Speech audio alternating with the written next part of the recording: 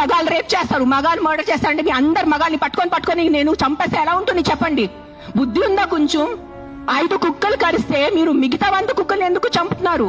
కొంచెం బుద్ధి వాడుకోండి. నా బుద్ధి ఇచ్చారు కదా, బుద్ధితో పుట్టారు కదా ఈ సింబాయిసిస్ లా కాలేజ్ వాళ్ళు. కొంచెం బుద్ధి ఉందా లేదా? నిన్నటి నుండి ఒక ఇష్యూ చాలా వైరల్ అవుతోంది. అదే రేణు దేశాయ్ చేసిన వ్యాఖ్యలు. మనుషుల ప్రాణాల కంటే పిచ్చి కుక్కల ప్రాణాలు ముఖ్యమని, అలాగే లోకంలో ఉన్న వారంతా చచ్చిపోతారు అంటూ ఇంకా చాలా తప్పుడు వాగుడు వాగారు. మరియు ఒక రిపోర్టర్ని నోటికొచ్చినట్టు తిట్టారు కూడా. దానితో ఆ వీడియో చూసిన వారంతా ఇప్పుడు రేణు దేశాయ్ని చాలా దారుణంగా తిడుతున్నారు మరియు ఆమె మాటల్ని ఖండిస్తున్నారు. అయితే ఈ ఇష్యూ ఎలా మొదలవ్వింది? ఎందుకు రేణు అంత ఓవర్ చేస్తోంది? చిన్నపిల్లల ప్రాణాల కంటే మనుషులు ప్రాణాలు తీస్తున్న కొన్ని పిచ్చి కుక్కల ప్రాణాలే ముఖ్యమని ఎందుకంటున్నారు?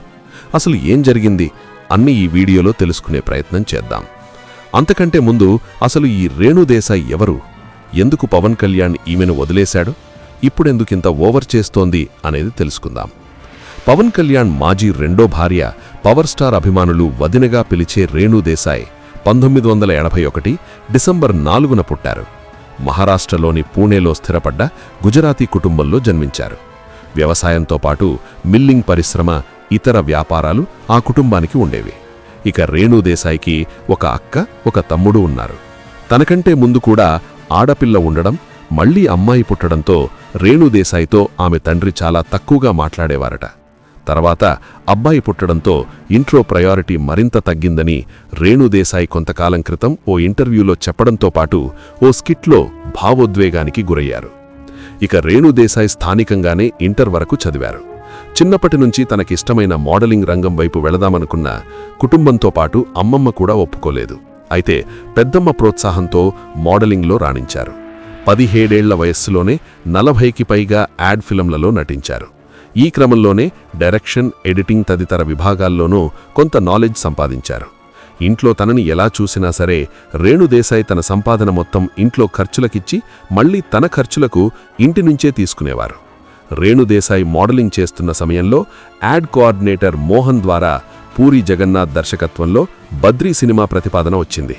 అలా ఆ సినిమాతో పవన్తో పరిచయం పెరిగి అది కాస్త ప్రేమగా మారింది. ముక్కుసూటిగా మాట్లాడే తత్వం, మానవత్వం, నిస్వార్థమే తనకు పవన్పై ఇష్టం కలిగించేలా చేసిందని ఓ ఇంటర్వ్యూలో చెప్పారు రేణు దేశాయ్.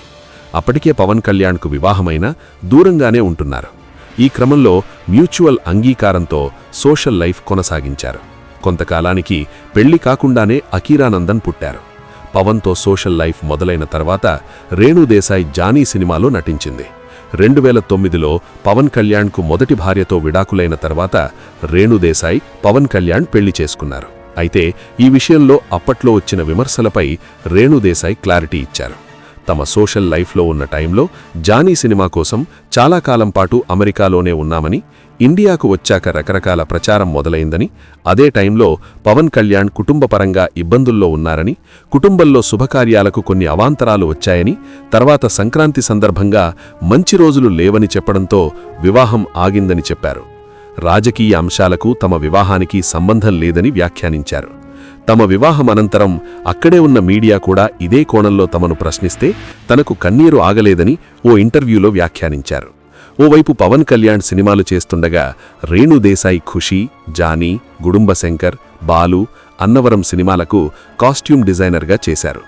ఖుషీ, బాలు సినిమాలకు ఎడిటర్గా వ్యవహరించారు.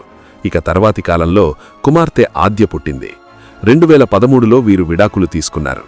వీరి విడాకులు మ్యూచువల్ అండర్స్టాండింగ్తోనే జరిగాయి. ఈ విషయంపై రేణు దేశాయ్ పలుమార్లు వ్యాఖ్యానించినా విడాకులకు కారణమేంటనే అంశం స్పష్టంగా చెప్పలేదు. అయితే పవన్ కళ్యాణ్ మంచి వ్యక్తి అని, ఆపదలో ఉన్నవారికి అండగా ఉండే వ్యక్తిత్వమని, ఉన్నది ఉన్నట్లు మాట్లాడే మనస్తత్వంతో పాటు నిస్వార్థమున్న వ్యక్తి అని వ్యాఖ్యానించారు. అయితే వైవాహిక బంధం జీవితాంతం ఉండాలని తాను కోరుకున్నా సాధ్యం కాలేదని చెప్పారు. ఇక్కడే అప్పట్లో మరో అంశంపై ప్రచారం జరిగింది. విడాకుల తర్వాత రేణు దేశాయ్ డిప్రెషన్కి లోనైనా కొన్నాళ్లకు తేరుకున్నారు. అదే సమయంలో ఆమె తండ్రి చనిపోయారు. తాను పుట్టిన సమయంలో అయిష్టంగా కుమార్తెను అంగీకరించిన తన తండ్రి చివరి నిమిషంలో తనను చూసి గర్వపడుతున్నానని చెప్పారని గుర్తు చేసుకుంటారు రేణు దేశాయ్. అయితే పవన్ కళ్యాణ్కి మూడో భార్యకి బాబు పుట్టిన సమయంలోనూ తాను విషెస్ చెప్పానని, ఫోన్లో మాట్లాడానని చెప్పారు. తాను రెండో పెళ్లి చేసుకుంటానని పవన్ కళ్యాణ్తో చెబితే పవన్ కళ్యాణ్ చాలా సానుకూలంగా స్పందించారన్నారు. ఇతర విషయాలకు వస్తే పవన్ కళ్యాణ్తో విడాకుల సమయంలో భారీగా డబ్బు తీసుకున్నట్లు వస్తున్న ప్రచారాన్ని ఖండించారు. తాను పవన్ కళ్యాణ్కి చెందిన ఒక్క రూపాయి కూడా తీసుకోలేదని చెప్పారు.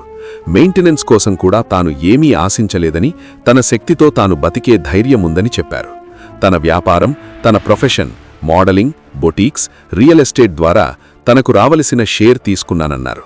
ఇల్లు మాత్రం పిల్లల పేర్లతో పెట్టమని వేరే వ్యక్తి చెప్పడంతో ఆ ఇంటికి సంబంధించిన డబ్బు పిల్లల పేర్లతో బ్యాంకుల్లో వేశానన్నారు. వివాదాలకు తావుండకూడదని తాను హైదరాబాద్లోని ఇల్లు అమ్మేశానన్నారు. తాను డబ్బు కోసం చేశానని చెబితే అసహ్యంగా ఉంటుందని పేర్కొన్నారు.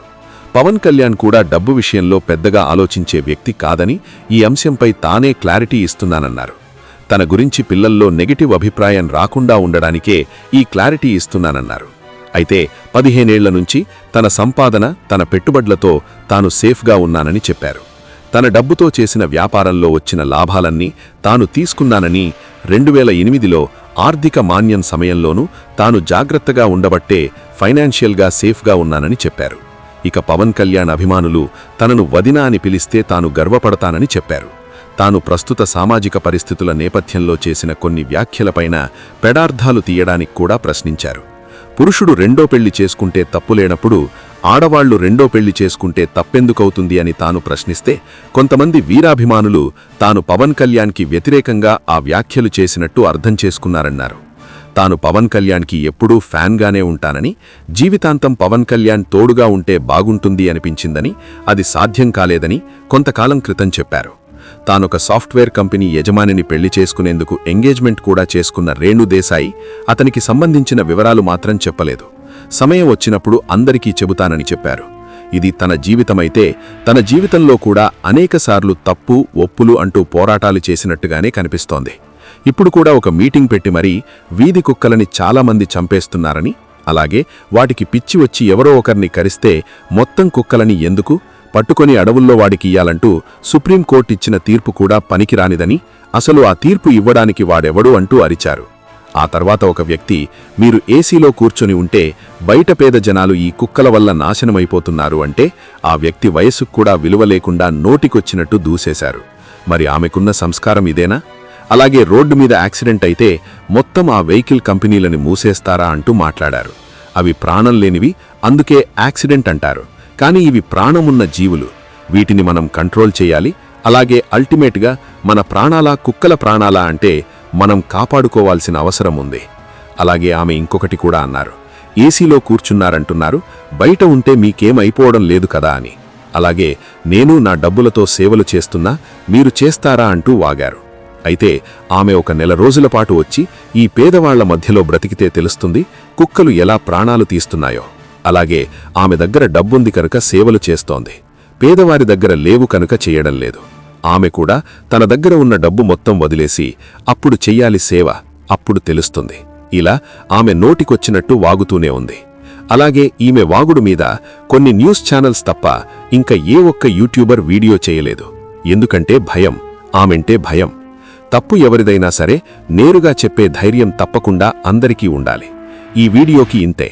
ఈ వీడియో మీకు నచ్చితే వీడియో లైక్ చేసి ఛానల్ సబ్స్క్రైబ్ చేసుకోండి. మళ్ళీ మరొక మంచి వీడియోతో కలుద్దాం. థ్యాంక్ యూ, బాయ్, జై హింద్.